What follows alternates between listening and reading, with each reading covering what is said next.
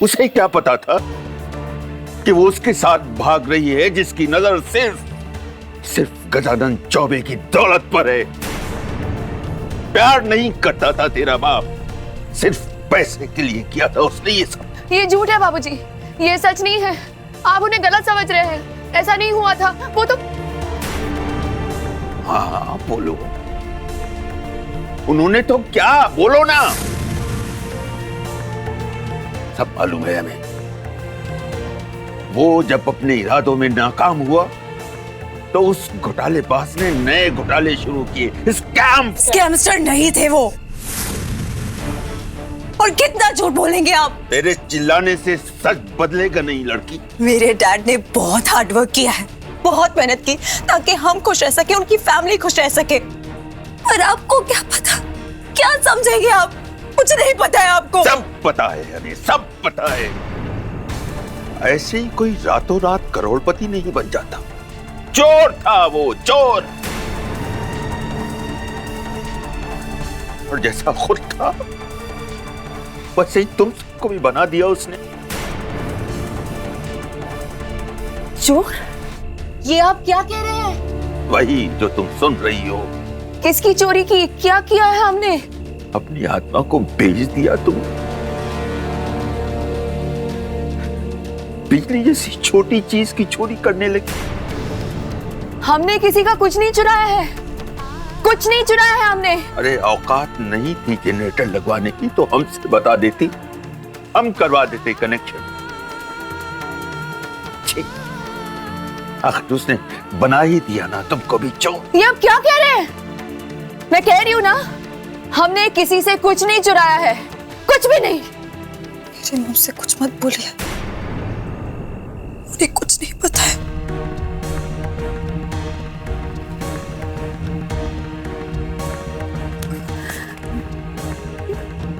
क्या किया है अमू?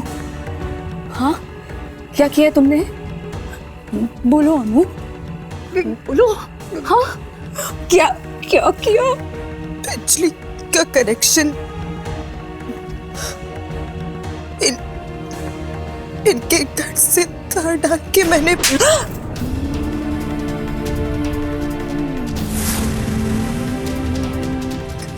हमारे लिए किया मैंने ये। मुझसे गलती हो गई।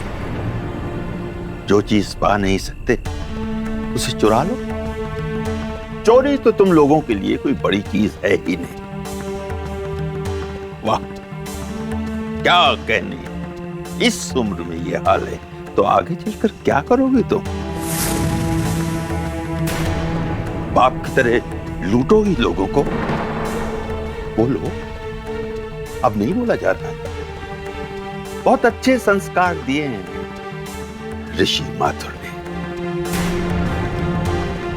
उसी की तरह चोर, उसी की तरह भगोड़ी आधी रात में भाग रही थी बनारस छोड़कर।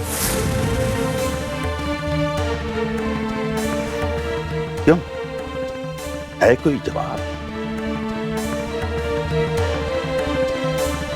जब अपनी ही बेटी सर झुकवा देती है तो कैसा महसूस होता है? समझ में आ रहा है मिसिस ऋषि माथुर?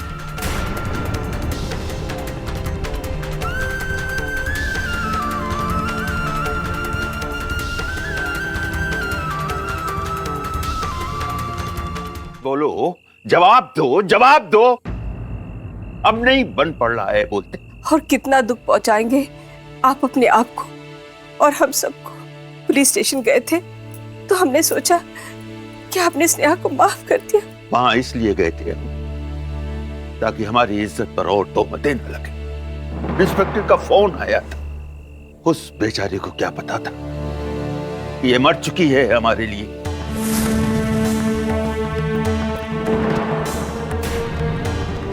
इसलिए गए थे हम वहां पर ताकि इस शहर में कुछ दिन और अपना सर उठाकर जी सके। गए थे अपनी इज्जत बचाने, लेकिन वहां पर भी इसने हमारा तमाशा बनाकर हमारी इज्जत उतार दी। इन लोगों को अपनी इज्जत की परवाह हो या ना हो, लेकिन इसे कह दो कि कम से कम हमारी बची कुची इज्जत को रहने दे, बची रहने दे उसे। ऐसा कुछ नहीं होगा। हाँ, यही बात तुमने पहले भी कही थी, याद है ना? क्या किया था तुम्हारी बेटी ने? मुंह दिखाने के काबिल नहीं रखा हमको। जलील था वो, न तो उसकी इज्जत थी न औकात, भगोड़ा था, चोर था वो। और हिम्मत तो देखो उसकी, मरते मरते भी हमारे घर के सामने हवेली बना गया ताकि हम शर्मिंदा होते रहें, तड़पते रहें उसकी वजह से। अब समझ में आया तेरी लड़की क्यों ली थी उसने वो हवेली। अरे हवेली क्या, खंडहर है वो, खंडहर जिसमें तुम लोग रहते हो। खंडहर दे गया तुम लोगों को और खुद डूब मरा अपने कुकर्मों की वजह से। भागा नहीं, आत्महत्या कर ली उसने, मर गया वो। जीते जी जितना दुख उसने हमें पहुंचाया है, मरने की बात उससे कहीं ज्यादा दुख वो उठाएगा। एक पल के लिए भी शांति नहीं मिलेगी हमारी इज्जत मिट्टी में मिलाने वाले को। बस कीजिए बाबूजी, बस कीजिए। आपने मुझे बोला, मैंने सुन लिया, मैंने कुछ नहीं कहा। लेकिन अब अगर आपने ऋषि के खिलाफ एक शब्द कहा ना, तो मैं भूल जाऊंगी कि ये मेरे माँ बाबूजी का घर है। आप क्या जानते हैं आप? ऋषि माथुर ने आपकी बेटी के लिए क्या क्या किया है, क्या सहा है। ऋषि माथुर ने इस घर की इज्जत को उछाला नहीं, बचाया है। क्या किया है उसने, जरा हम भी तो सुने। रहने दीजिए बाबूजी, आज आप रहने ही दीजिए, क्योंकि अब अगर मैं कुछ भी कहूंगी ना तो आपको सारी बातें झूठी लगेंगी। उन्होंने ये हवेली आपको नीचा दिखाने के लिए नहीं बनाई थी। ये हवेली उनका गर्व थी, उनकी कमाई हुई इज्जत थी। ये हवेली उनका सपना था जो उन्होंने मेरे लिए देखा था, मेरे लिए। पर आपको मेरी बातों पर विश्वास क्यों होगा?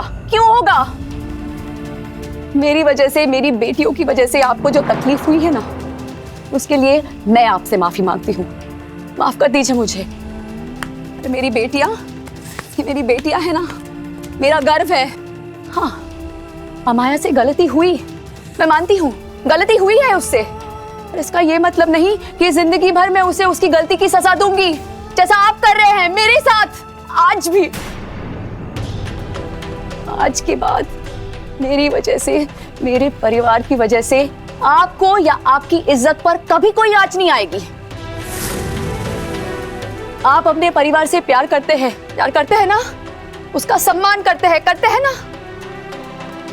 उसी तरह बाबूजी, बिल्कुल उसी तरह मैं भी अपने परिवार का आदर करती हूँ, सम्मान करती हूँ, उनसे प्यार करती हूँ मैं। और जिस घर में मेरे पति की इज्जत नहीं, वहां मैं एक पल नहीं रुकूंगी। स्नेहा, बस कर। बस माँ, बस। मैंने बहुत सुन लिया है, अब मैं और नहीं सुनूंगी मैं। 25 सालों से मैं इस मौके का इंतजार कर रही थी। जब से मैं बनारस आई थी, दिन रात आप सबकी झलक देखने के लिए तरस गई थी मैं। पर 25 साल पहले जो मैंने किया था ना, वो मैंने बिल्कुल सही किया था। उस दिन भी इस घर में मेरे लिए इज्जत नहीं थी, जगह नहीं थी, आज भी नहीं है। आप लोग तो अब भी मुझे समझना ही नहीं चाहते। मैंने सही किया था, बिल्कुल सही किया। और बाबूजी ने मुझे भुला दिया है ना, वो माने या ना माने, मैं इन्हीं की बेटी हूँ। और इन्होंने इनको भुला देना मेरे लिए आज आसान कर दिया है। स्नेहा, मैं मिसेस स्नेहा माथुर आज ये कसम खाती हूँ, आज के बाद इस घर में मैं कदम नहीं रखूंगी, इस घर की तरफ मुड़कर भी नहीं देखूंगी। ये मेरा वादा रहा आपसे। चलो यहाँ से, चलो।